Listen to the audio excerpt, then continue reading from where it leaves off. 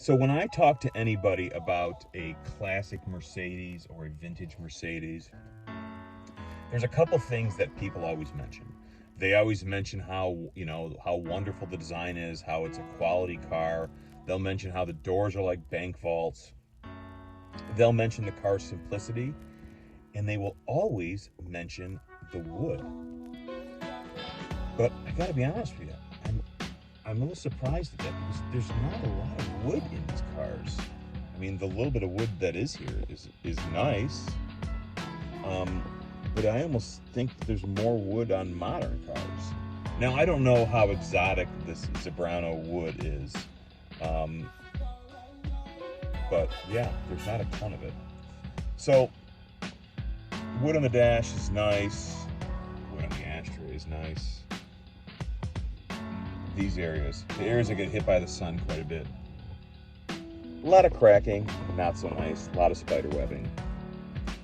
So what I started doing is doing some research on, how can I replace this piece? And I did find on Etsy, there's quite a few shops that sell it, that you can just buy the new pieces for it, replace it. And then I found a video on Rolls-Royce, and they were talking about how they take care of the wood on a Rolls-Royce. And one of the things they mentioned is that when the wood cracks, it's not the actual wood that's cracking, it's actually just the lacquer they put on that cracks. So you saw a piece come off.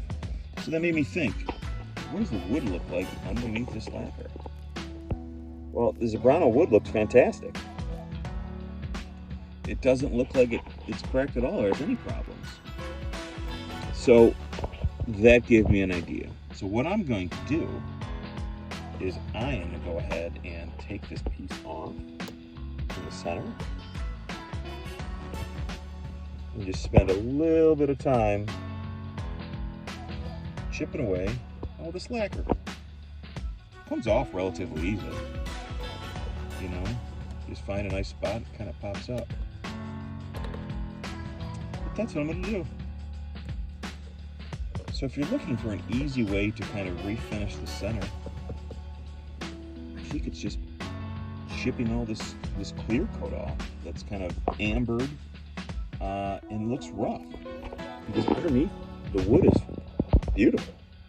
There's no problems with it at all.